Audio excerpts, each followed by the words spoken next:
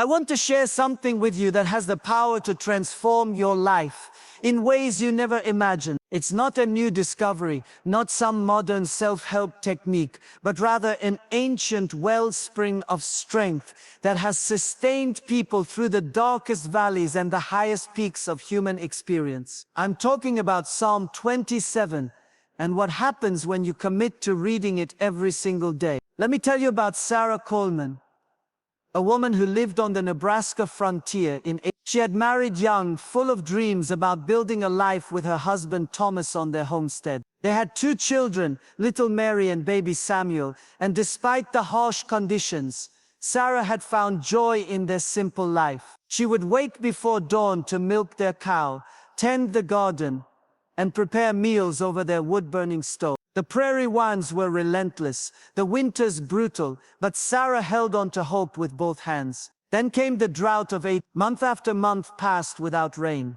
Their crops withered, their well ran dry, and their animals began to die. Thomas grew increasingly desperate, riding farther and farther from home looking for work, for water, for anything that might save their family. One morning Sarah woke to find a note on the kitchen table. Thomas had abandoned them, heading west to California, promising to send for them when he found work. But no letters ever came.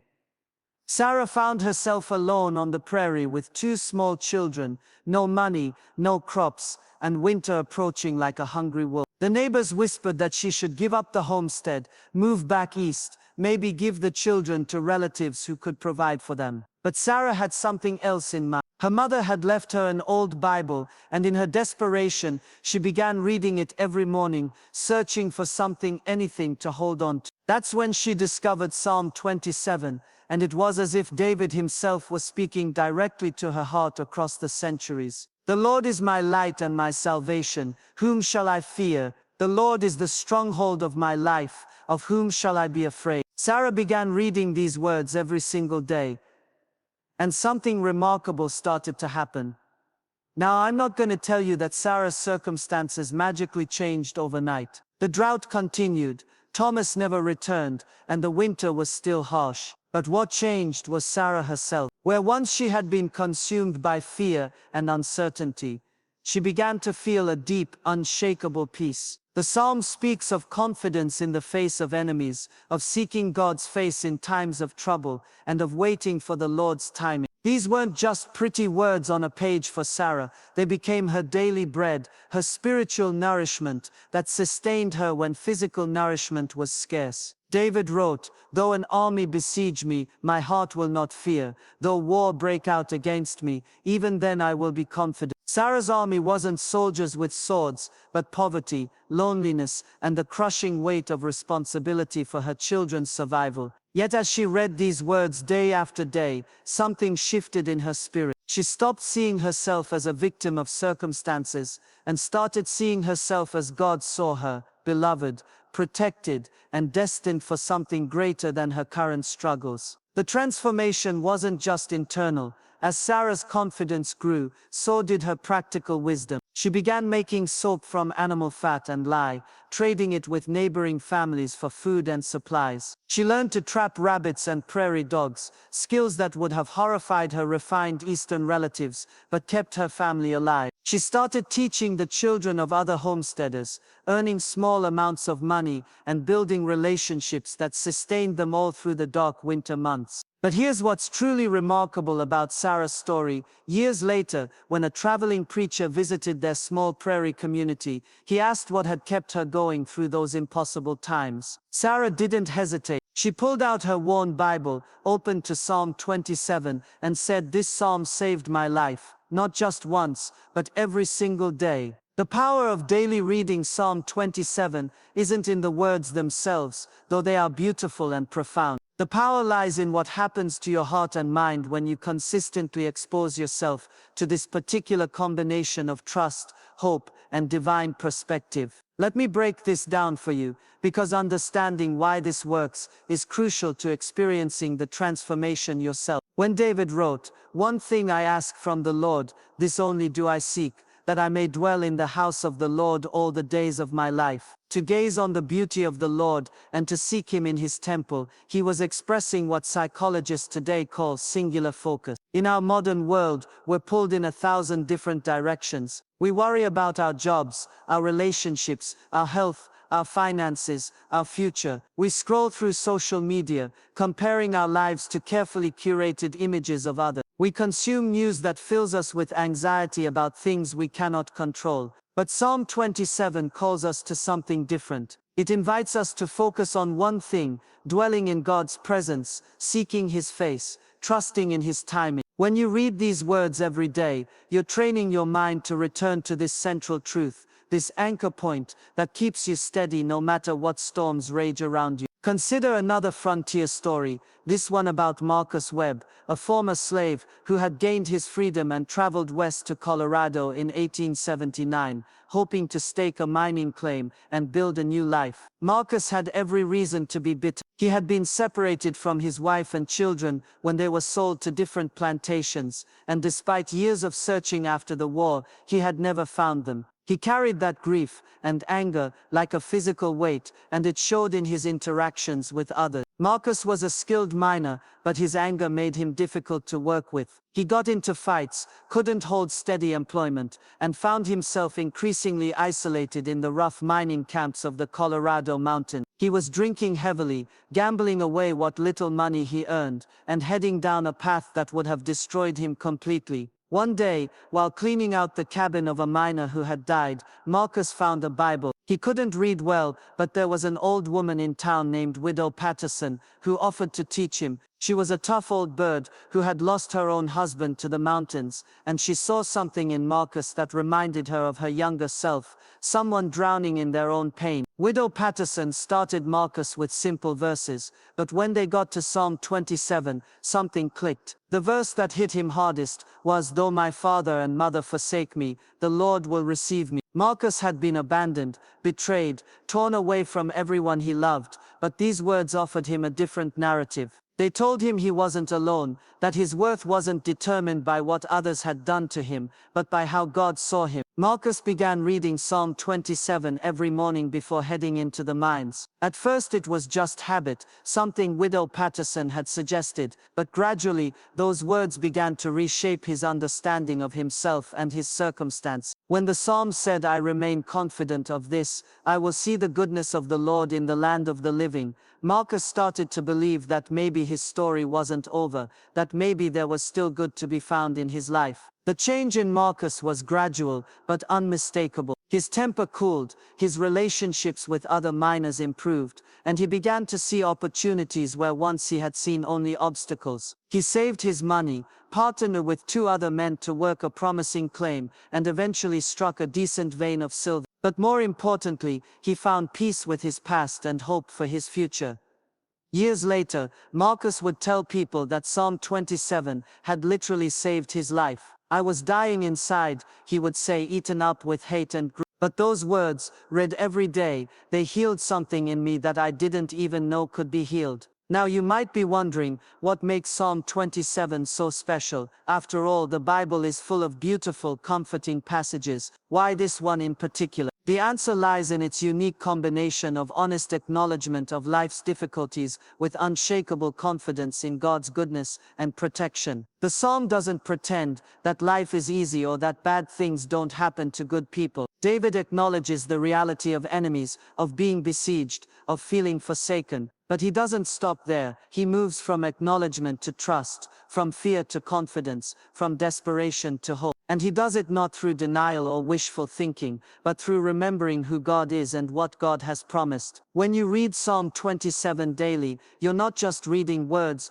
you're participating in this movement from fear to faith. You're training your heart to make the same journey David made, from anxiety to assurance, from panic to peace. And here's the beautiful thing, the more you make this journey, the more natural it becomes. Let me tell you about one more frontier character, a woman named Elena Vasquez, who came to Texas with her family in Elena was the daughter of Mexican immigrants who had worked hard to build a small ranch near San Antonio. She was engaged to be married to a good man, Roberto, and their future seemed bright and secure, but in a single week, Elena's world collapsed. A cattle disease swept through their herd, killing most of their livestock. Her father suffered a stroke and could no longer work, and Roberto, under pressure from his family, who suddenly saw Elena as a poor match, broke their engagement and married someone else. At 22, Elena found herself the sole provider for her sick father and her younger siblings, with no money, no prospects, and a broken heart that felt like it would never heal.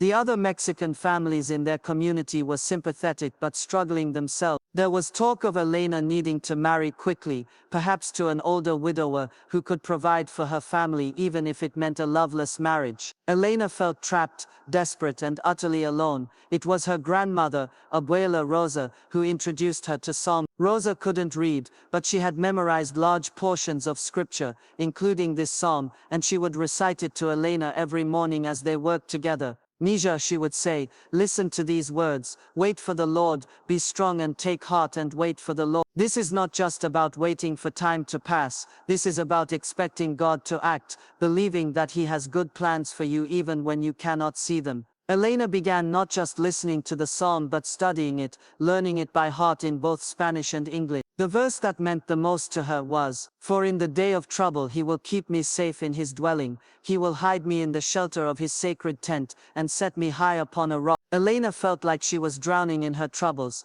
but these words promised her a high, safe place, where she could see clearly and breathe freely. As Elena meditated on these words daily, she began to develop what we might call today a solution-focused mindset. Instead of dwelling on what she had lost, she started looking for what was possible. She remembered that she was an excellent seamstress, a skill her mother had taught her. She began taking in sewing for the wives of Anglo ranchers, work that paid better than what was available in her own community. But Elena didn't stop there. She noticed that many of the Mexican families were struggling with the language barrier when dealing with Anglo businessmen and officials. Elena was fluent in both English and Spanish, and she began offering her services as a translator and advocate. Word spread quickly that Elena Vasquez was honest, reliable, and could help people navigate the complex world of American bureaucracy and business. Within 2 years, Elena had not only restored her family's financial stability, but had become one of the most respected women in her community. She eventually married for love, not necessity, to a man who admired her strength and independence. But Elena never forgot what had sustained her through those dark months. Every morning until the day she died at 91, she would read Psalm 27, often teaching it to her children and grandchildren. What transformed Sarah, Marcus, and Elena wasn't just the words of Psalm 27, but the daily discipline of returning to those words, of allowing them to shape their thoughts and responses to life's challenges. This is what happens when you commit to reading Psalm 27 every day. You begin to internalize a different way of seeing and responding to the world. Think about it this way. Every day, we're bombarded with messages about what we should fear, what we should worry about, what might go wrong. The news media, social media, even casual conversations with friends and family often center around problems, dangers, and uncertainties. Over time, these messages shape our default mental patterns. We become conditioned to expect the worst, to live in a state of chronic anxiety and fear. But when you read Psalm 27 every day, you're interrupting that pattern. You're feeding your mind a different set of messages. The Lord is my light and my salvation. Whom shall I fear? I remain confident of this. I will see the goodness of the Lord in the land of the living. Wait for the Lord. Be strong and take heart and wait for the Lord. These aren't just nice thoughts or positive affirmations. They're declarations of spiritual reality, statements about the nature of God and His relationship with you. When you read them consistently, they begin to rewire your brain, creating new neural pathways that lead to peace rather than panic, to hope rather than despair. The science behind this is fascinating. Neuroscientists have discovered that our brains have something called neuroplasticity, which means they can actually change and form new connections throughout our life. When we repeatedly expose ourselves to certain thoughts or ideas, we strengthen the neural pathways associated with those concepts. This is why negative thinking patterns can become so entrenched, but it's also why positive, faith-filled thinking can become equally powerful. When David wrote, "Hear my voice when I call, Lord, be merciful to me and answer me," he was modeling something crucial, the practice of turning to God in prayer rather than to worry or despair when faced with difficulty. When you read these words daily, you're training yourself to have the same response. Instead of your first instinct being to panic or to try to solve everything yourself, your default response becomes to pray, to seek God's perspective, to trust in His timing and provision. This doesn't mean you become passive or irresponsible. Sarah didn't sit in her cabin waiting for someone to rescue her. She learned new skills and found creative solutions. Marcus didn't stop working. He worked with renewed purpose and better relationships. Elena didn't avoid hard work. She embraced it with hope and determination. But in each case, their actions were grounded in faith rather than fear, in trust rather than desperation. The daily reading of Psalm 27 also cultivates what I call spiritual muscle memory. Just as a pianist practices scales until their fingers know where to go without conscious thought, reading this psalm daily trains your heart to respond to crises with the truths it contains. When trouble comes, and it will come, you won't have to struggle to remember how to have faith. The words will be there, ready to guide your thoughts and steady your heart. Consider what happens when someone who has been reading Psalm 27 daily faces a job loss, a health scare, or a relationship crisis. Their first response isn't panic, but rather a return to familiar truths. The Lord is my light and my salvation, whom shall I fear? This doesn't mean they don't feel the natural human emotions of concern or sadness, but those emotions are held within a larger framework of trust and hope. Moreover, the psalm teaches us about the importance of perspective. David writes, "Though an army besiege me, my heart will not fear. Though war break out against me, even then I will be confident." He's not minimizing the reality of the threat, but he's putting it in the context of God's greater power and protection. When you read this daily, you learn to see your problems not as insurmountable obstacles, but as temporary challenges that God can and will help you navigate. This shift in perspective is life-changing. Instead of feeling like a victim of circumstances, you begin to see yourself as someone under divine protection and guidance. Instead of being overwhelmed by the magnitude of your problems, you learn to take them one day at a time, trusting that God's strength is sufficient for each day's needs. The psalm also teaches us about the power of focusing on what we want rather than what we fear. David says, "One thing I ask from the Lord, this only do I seek, that I may dwell in the house of the Lord all the days of my life, to gaze on the beauty of the Lord and to seek Him in His temple." In a world full of distractions and competing priorities, David models the power of singular focus on what matters most. When you read these words daily, you're reminded to keep the main thing the main thing. Your job, your relationships, your health, your finances, all of these matter, but they're not the ultimate source of your security or identity. Your relationship with God is the foundation that makes everything else stable and meaningful. This is why people who read Psalm 27 daily often report feeling more centered and peaceful,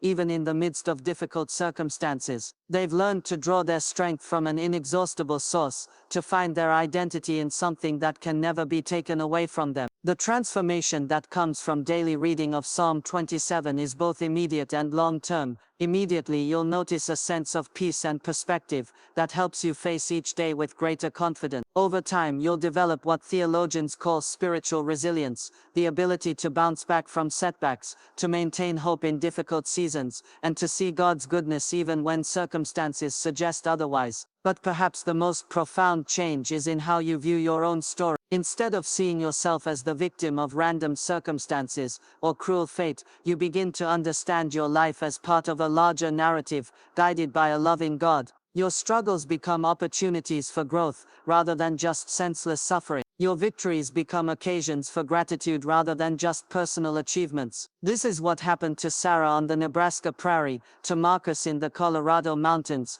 and to Elena in the Texas hill country. Their circumstances didn't magically become easy, but their perspective on those circumstances was transformed. They learned to see God's hand in their stories, to trust His timing even when it didn't match their preferences, and to find strength in His promises, even when everything else seemed uncertain. The beauty of Psalm 27 is that it meets you wherever you are. If you're facing financial difficulties, you'll find comfort in the promise of God's provision. If you're dealing with loneliness or betrayal, you'll be strengthened by the assurance that even if others forsake you, the Lord will receive you. If you're anxious about the future, you'll be calmed by the reminder to wait for the Lord with strength and courage. But here's the key: you have to actually do it. You have to make the commitment to read these words every single day, not just when you feel like it or when you're going through a crisis. The transformation comes from the daily discipline, from the consistent return to these truths regardless of your circumstances or emotion. I suggest reading it first thing in the morning, before you check your phone or turn on the news, or dive into the day's activities. Let these words set the tone for your day, provide the framework through which you'll interpret whatever comes your way. Some people find it helpful to read it aloud, to hear the words with their ears as well as see them with their eyes. Others like to write out verses that particularly speak to them, or to memorize the psalm so they can meditate on it throughout the day. The specific method matters less than the consistency. What matters is that you're feeding your soul with these truths daily, allowing them to take root in your heart and mind, trusting that God will use His word to transform you from the inside out. As you begin this journey, don't expect immediate dramatic changes. Transformation is usually gradual, like the way a tree grows or a photograph develops. But if you stick with it, if you make reading Psalm 27 a non-negotiable part of your daily routine, you will begin to notice change. You'll find yourself responding to stress with greater calm, to setbacks with greater resilience, to uncertainties with greater trust. People around you will notice too. They'll see a peace in your demeanor, a strength in your character, a hope in your outlook that wasn't there before. They'll want to know what's different about you, and you'll have the joy of sharing how ancient words became a modern miracle in your life. The Lord is your light and salvation. Whom shall you fear? The Lord is the stronghold of your life. Of whom shall you be afraid? These aren't just beautiful words from long ago, they're living truths that can transform your life today. Read Psalm 27 every day and watch your life change forever.